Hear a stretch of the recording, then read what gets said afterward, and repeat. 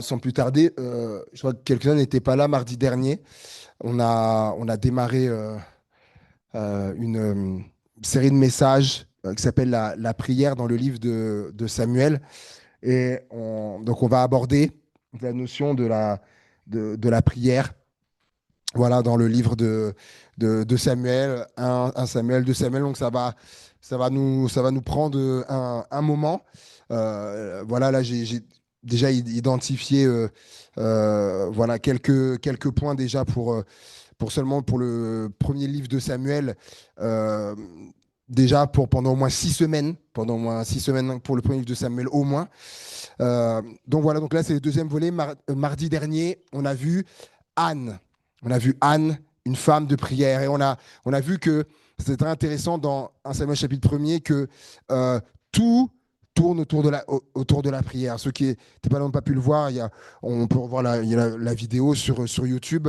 Et on voit qu'à 6 reprises, il est question de la prière. Et même 7, quand on arrive à 1 Samuel, chapitre 2, où il est dit, Anne, Anne pria, Anne pria et dit, mon cœur se réjouit en l'Éternel, ma force a été relevée par l'Éternel, ma bouche s'est ouverte contre mes ennemis, car je me réjouis de son secours. Amen. Donc là, quand on arrive là, donc c'est la 7e évocation de la prière. Donc on voit que, en fait, la prière est omniprésente autour de la vie de Anne. Omniprésente, c'est ce qu'on a vu mardi dernier. Et là, ce que j'aimerais que vous puissiez retenir, c'est le dernier mot donc du verset premier, le dernier mot, secours, car je me réjouis de ton secours. Retenez bien ce mot de secours, parce que ça m'a fait penser à un épisode de la vie de son fils, donc n'est-ce pas, l'enfant que Dieu lui a accordé, Samuel. Le mot secours, regardez dans 1 Samuel au chapitre 7 et verset 3, 1 Samuel chapitre 7, verset 3 à 12. 1 Samuel chapitre 7, verset 3 à 12. Samuel dit à toute la maison d'Israël, si c'est de tout votre cœur que vous revenez à l'Éternel, ôtez du milieu de vous les dieux étrangers et les Astartés et dirigez votre cœur vers l'Éternel et servez-le lui. Servez-le lui seul. Et il vous le délivrera de la main des Philistins. Et les enfants d'Israël ôtèrent du milieu d'eux les Baals et les Astartés et ils servirent l'Éternel seul. Samuel dit, assemblez tout Israël à Mitzpah et je prierai l'Éternel pour vous. Et ils s'assemblèrent à Mitzpah. Ils puisèrent de l'eau. Ils la répandirent devant l'Éternel. Ils jeûnèrent ce jour-là en disant, nous avons péché contre l'Éternel. Samuel jugea les enfants d'Israël à Mitzpah. Les Philistins apprirent que les enfants d'Israël s'étaient assemblés à Mitzpah et les princes des Philistins montèrent contre Israël. À cette nouvelle, les enfants d'Israël eurent peur des Philistins. Ils dirent à Samuel, ne cesse point de crier pour nous à l'Éternel. Donc, ne cesse pas de prier, hein, ne t'arrête pas de prier pour nous, notre Dieu, afin qu'il nous sauve de la main des Philistins. Samuel prit un agneau de lait et l'offrit tout entier en holocauste à l'Éternel. Il cria à l'Éternel pour Israël et l'Éternel l'exauça. Pendant que Samuel offrait l'holocauste, les Philistins s'approchèrent pour attaquer Israël. L'Éternel fit retentir en ce jour son tonnerre sur les Philistins et les mit en déroute. Ils furent battus devant Israël et les hommes d'Israël sortirent de Mitzpah, poursuivirent les Philistins et les battirent au-dessous de Beth, car Samuel prit une pierre qu'il plaça entre Mitzpah et Shen et il l'appela du nom d'Eben-Ezer en disant, jusqu'ici l'Éternel nous a, quoi? Secouru. Je vous dis, retenez bien ce mot. Sa maman, Anne, lorsqu'elle a prié, et j'avais noté ceci, lorsqu'elle était exaucée, même une fois exaucée, elle a été exaucée, elle a eu son fils, elle a reçu ce qu'elle demandait. Même après ça, du coup, eh ben, elle prie encore. C'est ce qu'on a lu dans 1 Samuel 2:1. Elle prie encore. Là où certains auraient dit oh, bon, bah voilà, c'est bon, hein, maintenant j'ai mon enfant.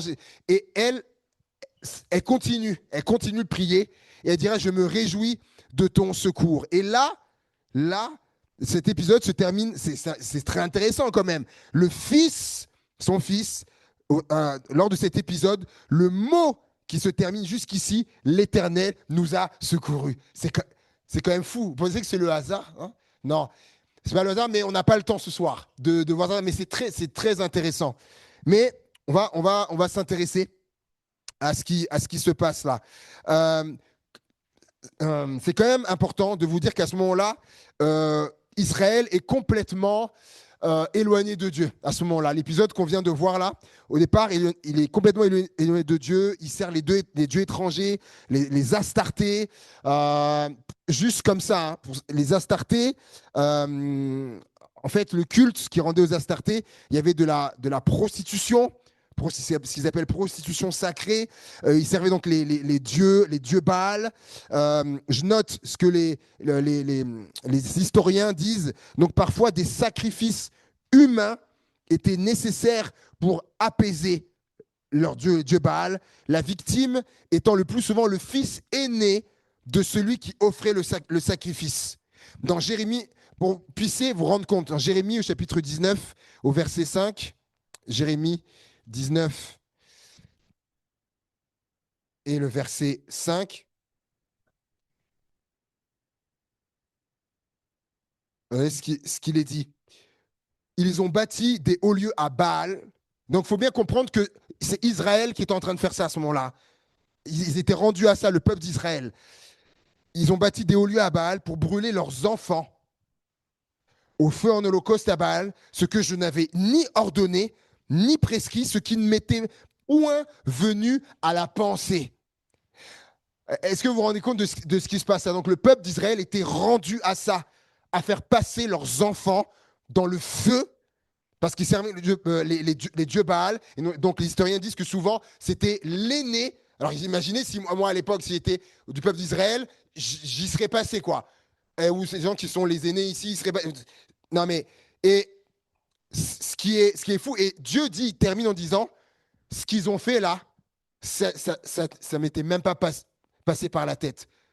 Est-ce que vous réalisez? Dieu dit que ce qu'ils ont fait là, j'aurais même pas pensé qu'ils puissent faire quelque chose comme ça. Dieu lui-même, Dieu qui... Non mais, Dieu qui sait tout. Moi, ça m'a toujours interpellé ça. Mais passons. Et les prêtres de Baal invoquaient leur Dieu par des rites sauvages au cours desquels ils criaient et ils s'automutilaient. Un roi 18, on ne va pas le lire, mais vous connaissez Élie avec les prophètes de quoi? Les prophètes de Baal. Et donc, dans ce culte, ils se scarifiaient, voilà, avec des trucs coupants, voilà, ils scarifiaient au sang. Donc, imaginez, et donc, le peuple d'Israël était rendu à ça, les amis. C'est comme si nous, aujourd'hui, peuple de Dieu, on était rendu à faire des choses, comme je viens d'énumérer là. Israël avait sombré dans l'idolâtrie. Et vous savez, quand on s'éloigne de Dieu, on s'éloigne de choses qui sont rattachées à Dieu. Par exemple, Dieu est saint. Donc lorsque je m'éloigne de Dieu, je m'éloigne de la sainteté. Il est dit de Jésus que reposait sur lui l'esprit de sagesse, etc., et de crainte de l'éternel. Donc quand je m'éloigne de Dieu, je m'éloigne de la crainte, du coup de la crainte de Dieu. Et quand il n'y a plus la crainte, je peux arriver à faire des choses terribles, comme on vient de le voir.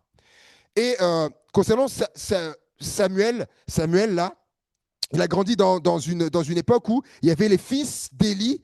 Je ne sais pas si vous avez lu ces passages-là, où les fils d'Élie, le Élie, dans la semaine dernière, qui a jugé sa maman, n'est-ce pas, qu'il a prise pour une femme pervertie, qui pensait qu'elle était ivre de vin alors qu'elle n'avait pas bu. Ce Élie-là, il avait 2 fils.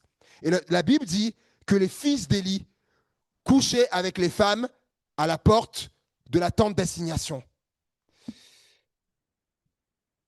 Ouais. Et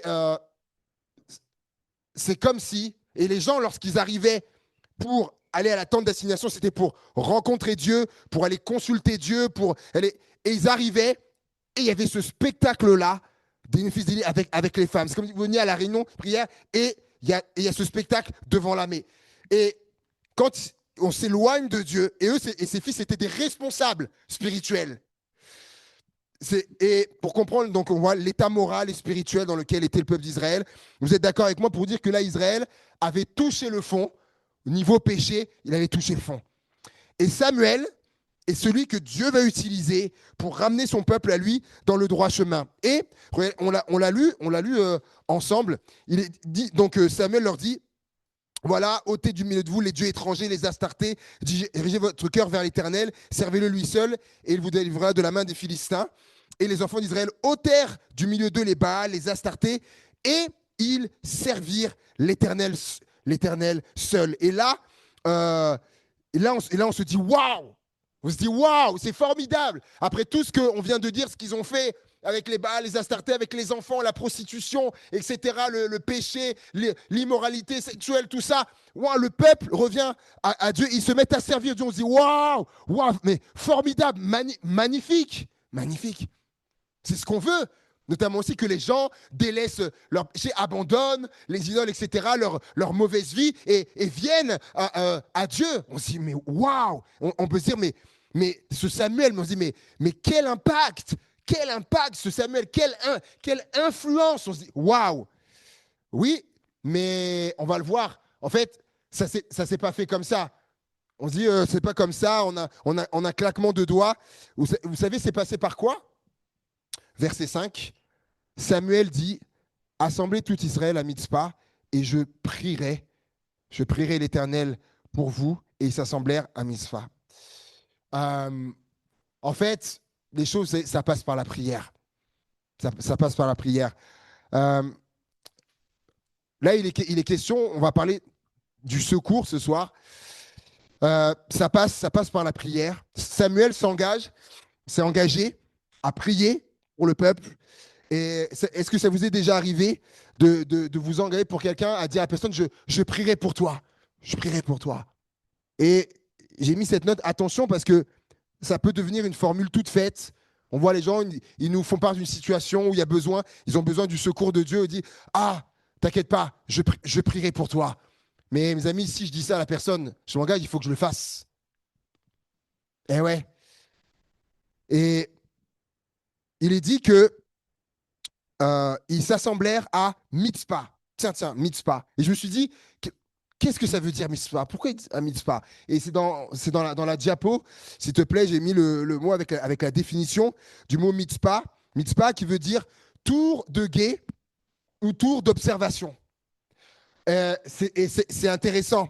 En fait, ils expliquent que donc c'était un édifice généralement plus haut que large, conçu pour guetter, observer les alentours. Le fait d'être en hauteur permet en effet d'avoir une vue dégagée et donc de voir venir les dangers potentiels de plus loin. En fait, il y a toutes sortes de tours de guet, même à l'époque, il y a toutes sortes. Vous savez, cette expression qui dit « Ah, je fais le guet ». Vous avez déjà entendu, la personne qui est là et qui surveille, n'est-ce pas? Et Mitzpah, c'est ça.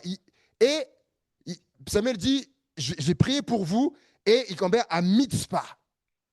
La prière et le fait de veiller, d'observer, en fait, ça va ensemble. Je m'explique. Vous savez qu'à plusieurs reprises, dans la Bible, il y a cette recommandation de veiller et de prier. Ouais. Et on est exactement dans ça. Samuel dit, je prierai pour vous, et ils allèrent à Mitzpah. Mitzpah, le lieu où on observe, où on veille. Et il dit, je prierai pour vous. Veillez et priez. Jésus qui l'a dit, veillez et priez afin de ne pas tomber en tentation. Marc 13,33 qui dit, prenez garde, veillez et priez, car vous ne savez quand ce temps viendra. On retrouve à chaque fois ces choses-là. Et même je vais vous lire Colossiens chapitre 4, verset 2. Colossiens 4, verset 2. Persévérez dans la prière et veillez-y avec action de grâce. C'est intéressant. Persévérez dans la prière et veillez-y. Prière, veillez. Prière et veillez. Veillez et priez. Et pourquoi? Il faut comprendre pourquoi. Parce qu'en fait, lorsque je suis dans cette attitude, prier et de veiller, comme on l'a vu, c'est comme la tour de guet, ça permet de voir loin, et notamment les dangers potentiels. Parce que oui, dans notre vie spirituelle, oui, il y a des dangers potentiels. Et le fait d'être dans cette prière et de veiller, comme de se tenir à Mitzpah, comme sur la tour de guet d'observation, du coup, ça me donne spirituellement, ça me permet aussi du coup, ça affûte mon discernement. Et je commence à cerner les dangers potentiels qui peuvent arriver. Chose que je ne vois pas lorsque je ne prie pas et que je ne veille pas. Et je, je poursuis. Euh, et il est dit au verset 7, ou même, ou même un peu avant, il est dit, et ils puisèrent de l'eau et la répandirent devant l'Éternel. Pour vous, l'eau, ça peut être le symbole de quoi? L'image de quoi? L'eau. Notamment la parole. La Bible parle de l'eau de la parole. Euh, c'est aussi intéressant parce que verset 7, il est dit que les Philistins arrivèrent et leur déclarèrent la guerre. Regardez un peu ça. Le peuple qui était dans le embourbé, dans le péché, ils reviennent à Dieu. Ils reviennent à Dieu. Ils se reconsacrent à Dieu.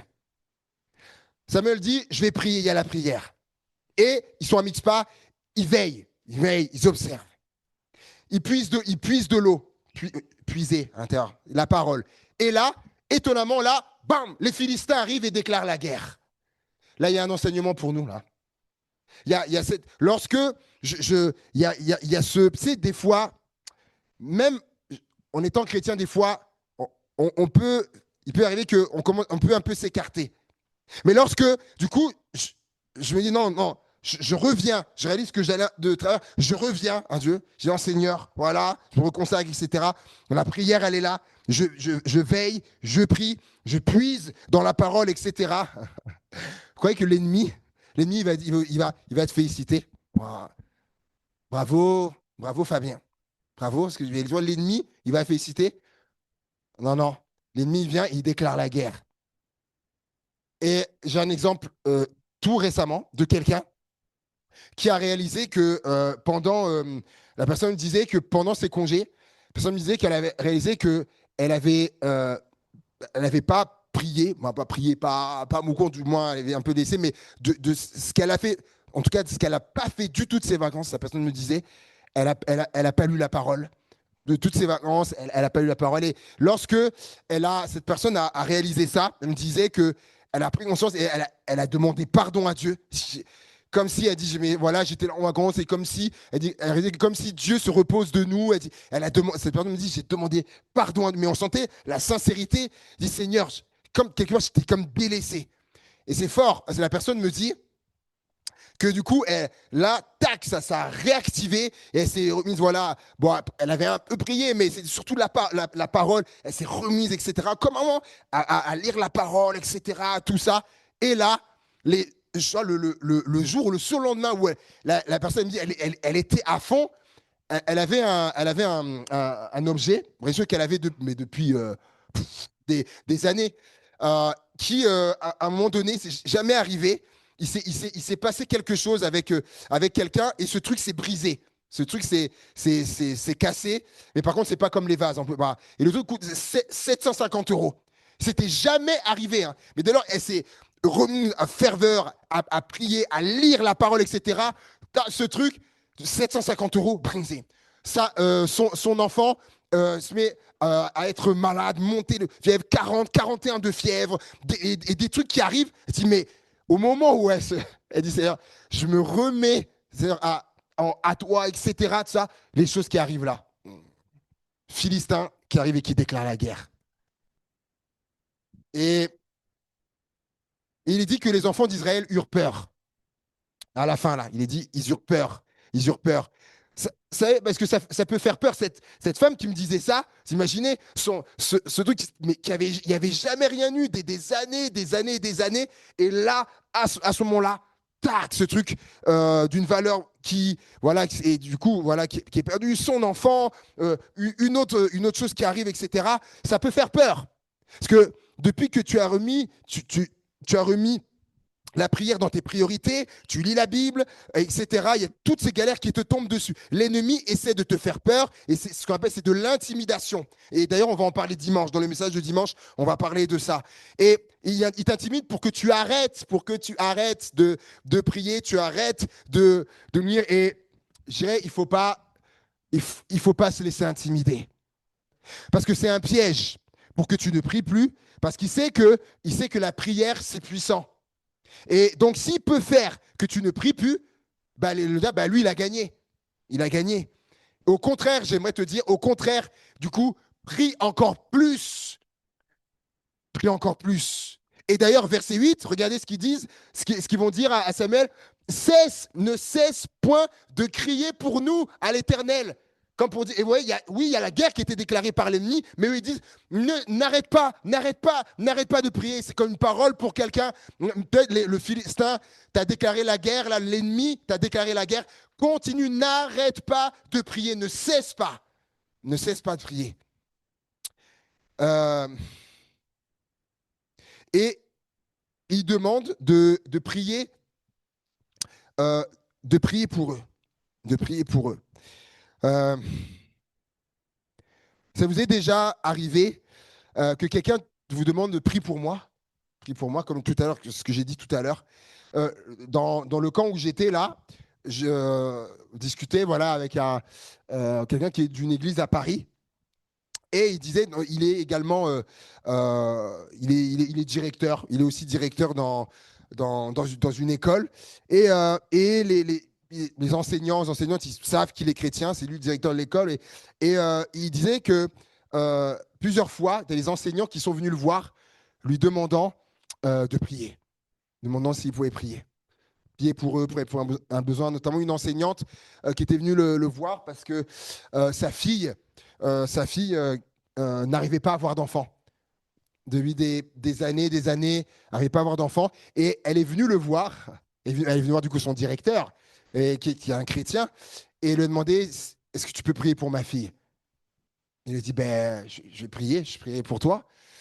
Et il raconte que par la suite, donc la fille de sa collègue enseignante a eu un enfant. Puis un deuxième. La prière, ça fonctionne. Ça fonctionne. Et il raconte que suite à ça, tu avais les autres enseignants qui venaient le voir et dire du coup, tu peux prier pour moi, pour tes sujets, tu peux prier pour moi. Et c'est ce qu'ils vont dire à Samuel. Ne cesse de crier à Dieu pour nous, prie pour nous, prie pour nous. Et j'arrive à la fin. Et il est dit que l'Éternel l'exauça. L'Éternel l'exauça. Vous vous rappelez, il y a 15 jours, on avait parlé du papa de Samson qui avait prié et il est dit l'Éternel l'exauça. Mardi dernier, on a parlé de Anne qui priait et il est dit l'Éternel l'exauça. Et là, Samuel qui va prier pour eux, il est dit l'Éternel l'exauça. Donc j'ai envie de dire, vous pouvez de rajouter votre prénom, voilà, Victoire qui prie, et qu'on puisse, et ça aurait pu être comme ça, et Victoire qui a prié, et l'Éternel l'exauça. Amen. Ou Bénédicte, l'Éternel l'exauça. Chacun peut mettre le prénom. Et on l'a vu, on l'a lu, Dieu leur a donné la victoire. Et je conclus avec ça, il est dit au verset 12, au verset 12, il est dit que Samuel va prendre une pierre et il va l'appeler du nom d'Eben-Ezer, voilà, en disant jusqu'ici l'Éternel nous a secourus. Et on pourra mettre la diapo de fin, s'il te plaît. Voilà, Eben-Ezer. Donc il a mis une pierre et il l'a appelé Eben-Ezer.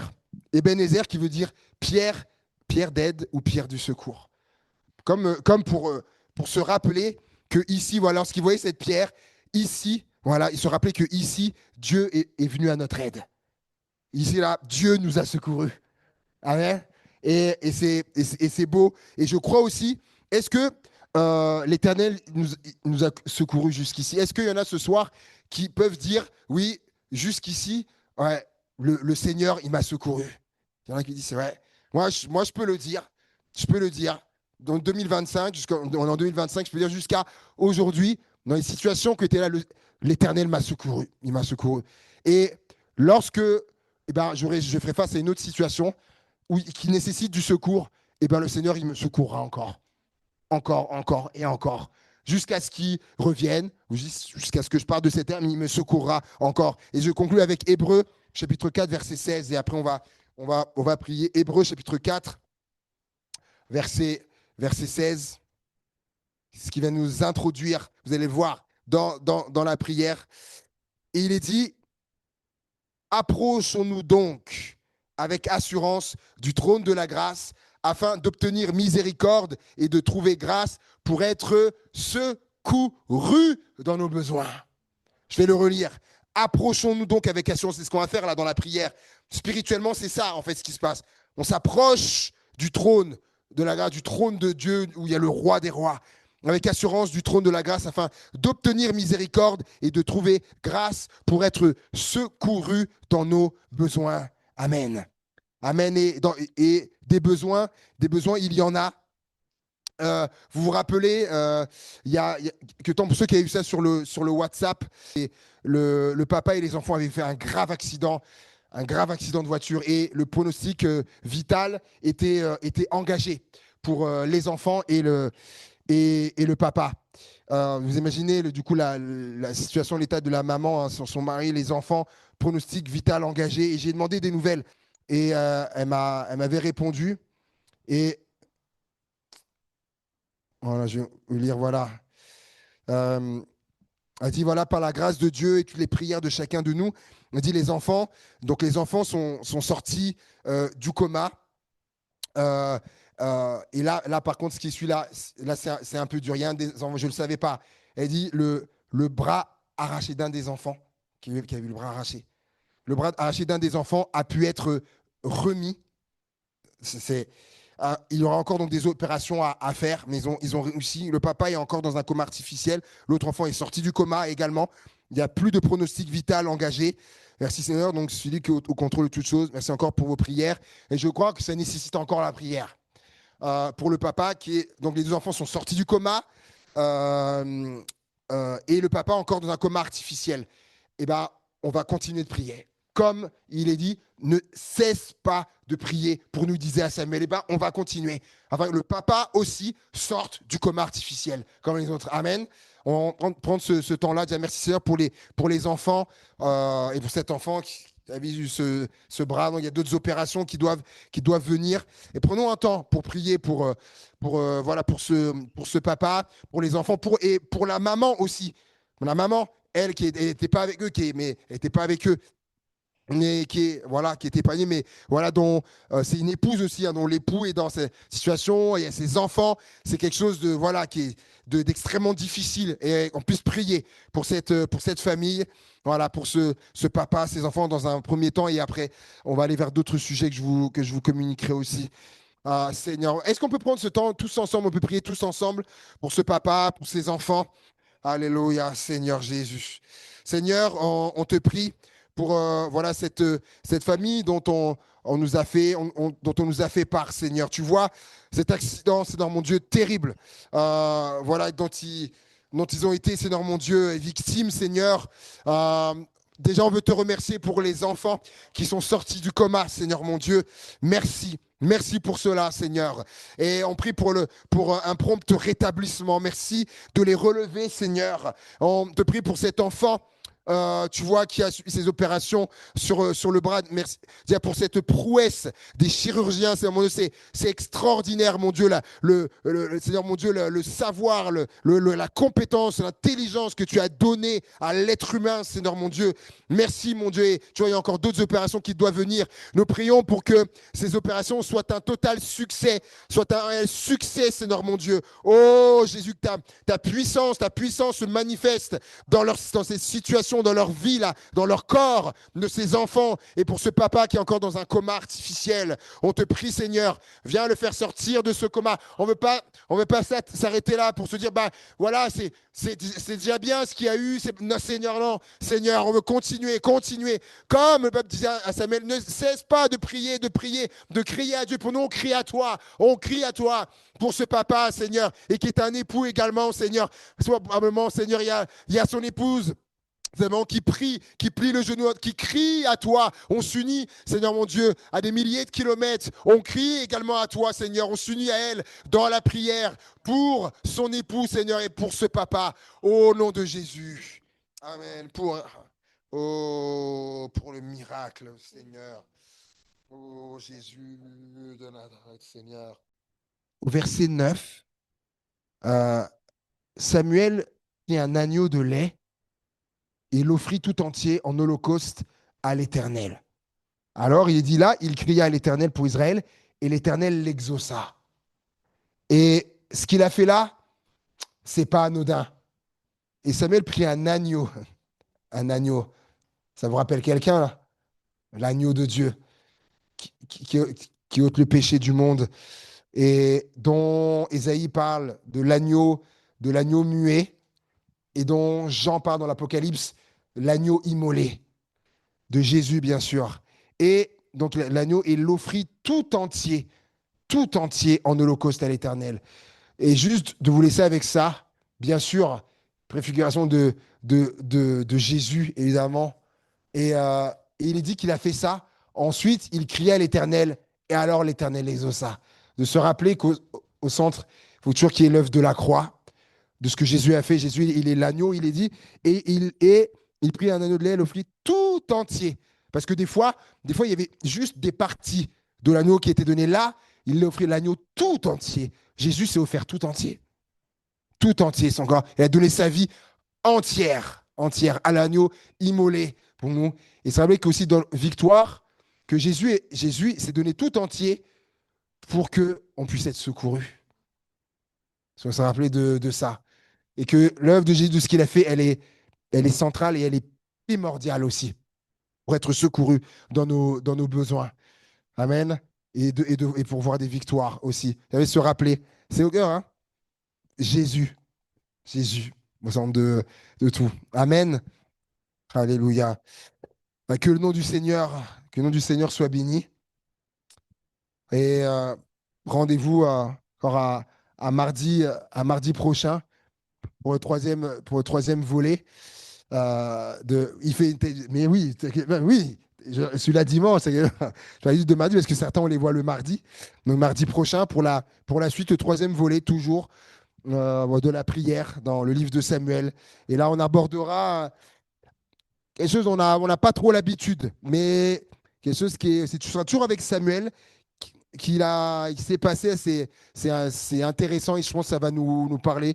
Et sinon, donc, rendez-vous à dimanche, hein, à dimanche, et où en fait, je vais même le dire là, on va terminer, donc dimanche prochain, le 24 et le 31, on va terminer cette série de messages sur afin que tu sois heureux. Voilà, on a vu 5 aspects de comment être heureux. Et ben, on en verra 2, donc le 24, le 31 pour terminer le mois. Ça fera 7 au total.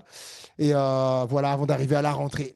Pour la rentrée de septembre, où le thème de la rentrée, thématique de la rentrée est déjà prêt dans mon esprit, dans mon cœur, voilà, pour l'église, pour notre église, pour démarrer septembre. Et le Seigneur a un message pour nous. Et vraiment, qui, je crois, va vraiment être vraiment renouvelant pour l'Église. Et je vais même dire, et pour chaque génération de l'Église. Mais ça, on verra en septembre. Bon retour à chacun, que Dieu vous raccompagne dans sa paix. Une bonne suite de semaine aussi. Voilà, merci pour votre présence, votre combat dans la prière. Et on verra d'autres victoires encore.